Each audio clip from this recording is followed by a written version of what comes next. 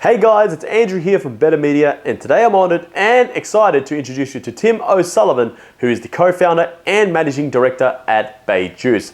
Today he's going to share with you his journey to becoming an entrepreneur from working at McDonald's to now running a few successful businesses by the age of 25. He's also going to share with you how he turned a simple idea into a hot selling product that is sold across the major supermarkets in Australia. He's also going to share with you his challenges and lessons that he's learned along the way. Now, does Tim recommend that young Australians should pursue the entrepreneurial journey just like he did, especially during this tough current economic climate? Does Tim believe that being a business owner has more financial security than having a 9-to-5 job? Lastly, we'll be sharing you how he used LinkedIn to help expand his business. And without further ado, let's dive in.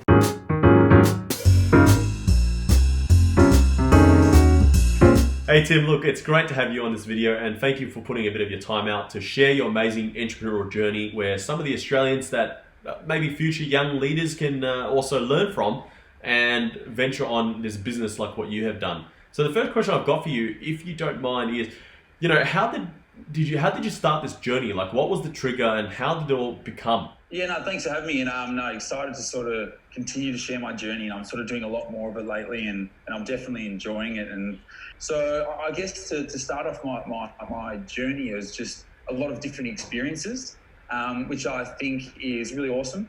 Different people, different experience, different industries.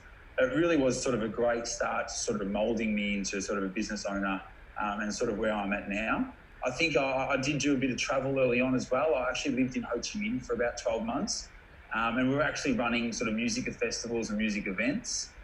So that really sort of was a lot at once. And something that I promote a lot is, you sort of do have to be a jack of all trades and a master of all of them.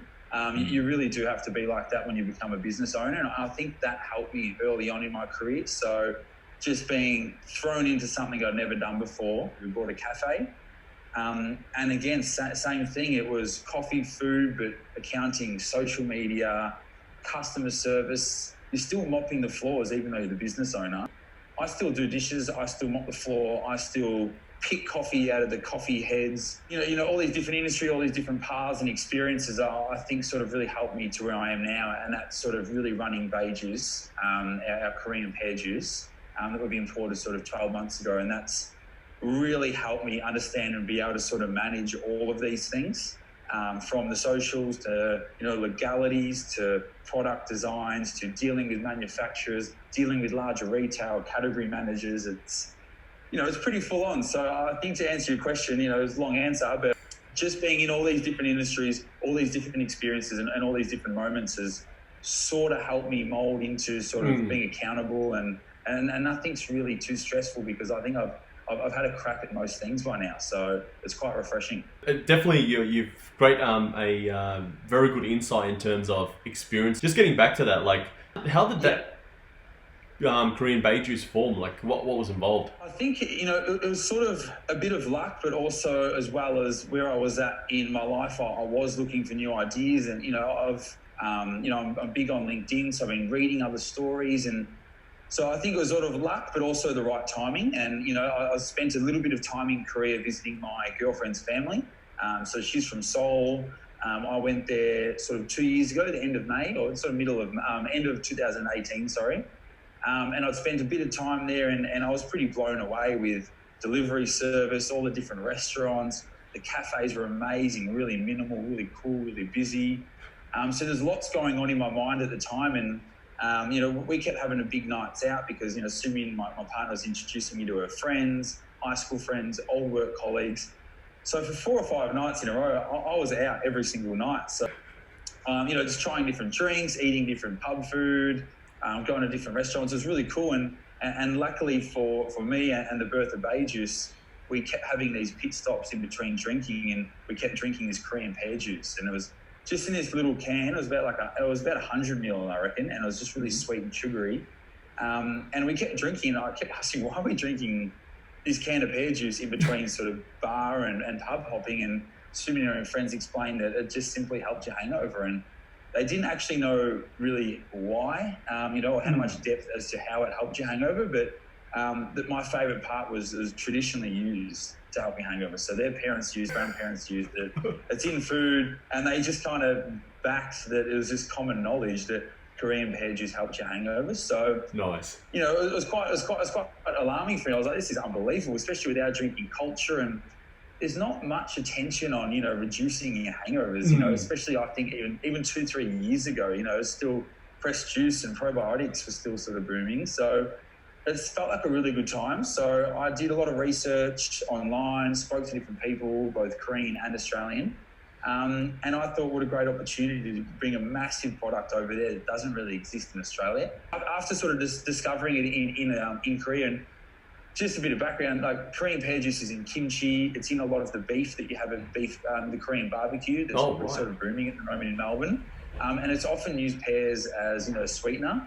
And there's some crazy statistics on how much they actually consume per year. It's trillions of tons. It's huge. So it was a massive product. And then to come back to Melbourne, could barely even find the whole pear, let alone pear juice. And we thought, awesome. So we had some samples. We were giving them out to different people, friends, family, even customers at the cafe. I was giving their latte on a Friday afternoon with a Korean juice that it was in Korean writing, so you couldn't really understand what it was.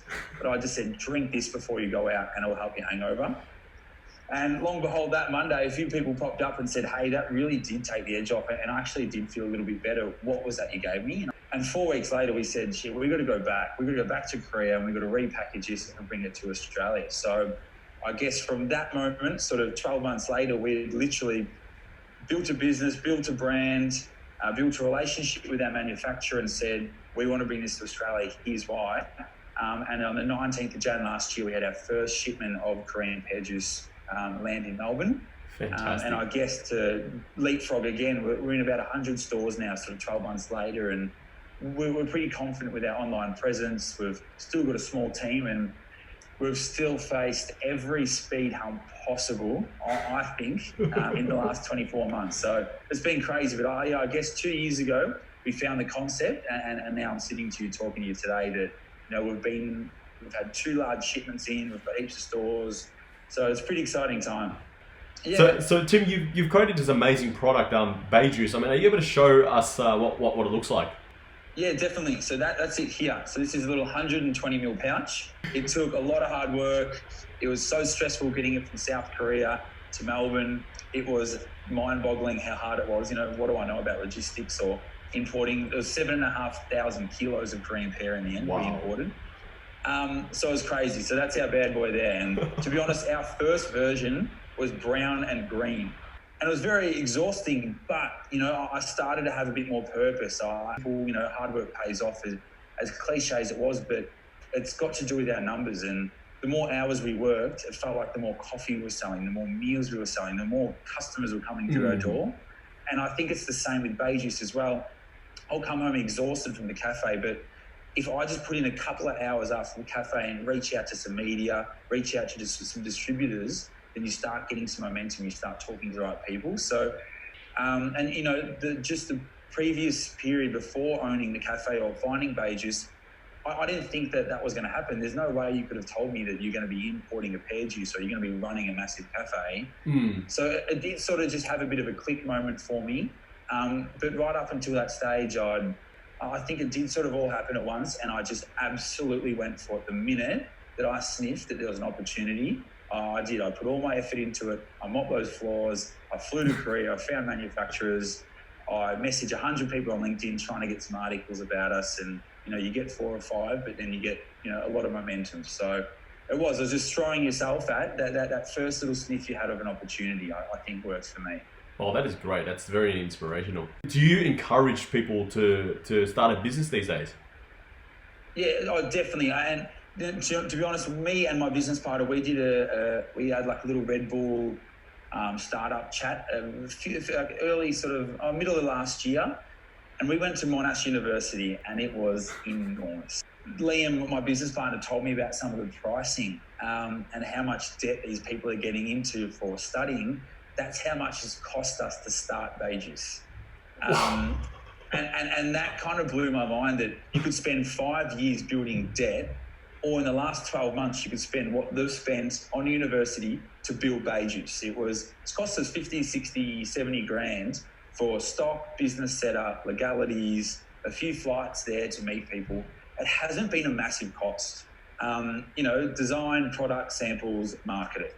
And, it really is that simple. And I think there's a lot of businesses out there that don't cost a fortune to start. So you could literally say that university and starting BaeJuice is the similar cost. But I still don't fully know the pricing structure of universities, but I couldn't encourage it more. I know how to import a container from Southeast Asia. I know how to set up a business, a proprietary limited business with an accountant. I know how to work with a team. I know how to develop a product. I know how to register a barcode.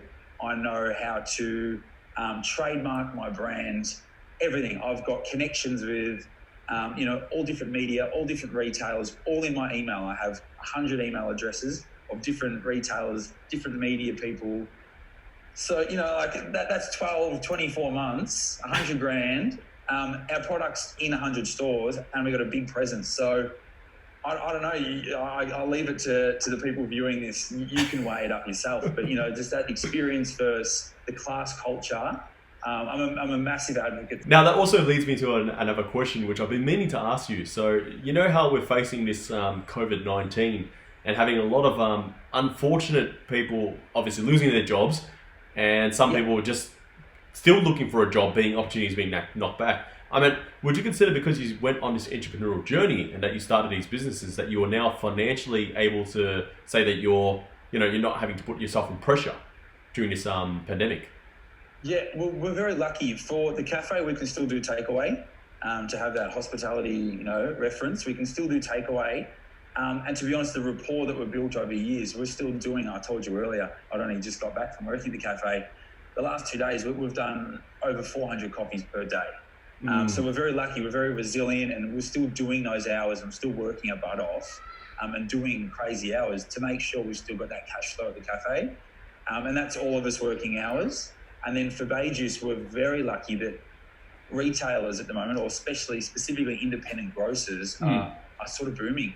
They've got lines out the door, people are stockpiling on food, or people are more cautious and buying sanitary products, whatever, sanitizers. So they're doing really well, and they're our target market at the moment. So we've been pushing really hard to speak to managers at IGA. So Lee, in my business fund, he's got about 25 new IGA trials and stockists over the past 3 weeks since it all unfolded. And that's been massive for us. And we've really promoted both on LinkedIn and our socials that we're getting new stores. We're pushing for, our product to be more accessible. And then online as well, we're actually doing same-day delivery in Melbourne, and we're doing a smaller discount in case people can't afford it, or, just a bit of an impulse for people to try it whilst they are at home, or maybe drinking with their little buddy, which we keep saying ISO Bae. So we've been trying to stay current. We've tried to be really resilient, and we think that although it's been really difficult, we've been quite lucky. And I think it's a great example for, this conversation is in 2 different industries, hospitality and product and wholesaling. And we've both been able to survive and sustain. So I think that's really promising for anyone when they start a business that, there's a lot of support out there as well. And I think that's one thing for starting a business. I reach out to people all the time and they always reply. They send their number. They tell me what time they're free if they'd like to chat. They don't charge me. So if you want to reach out to me, LinkedIn, I've got articles there sort of opening up about some of my challenges, my journey as well. But, I'd be willing to speak to anyone and give some insights for sure.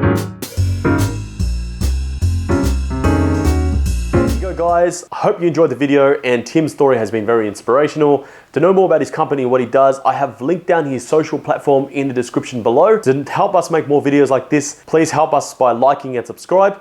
Until then, I'll see you in the next video.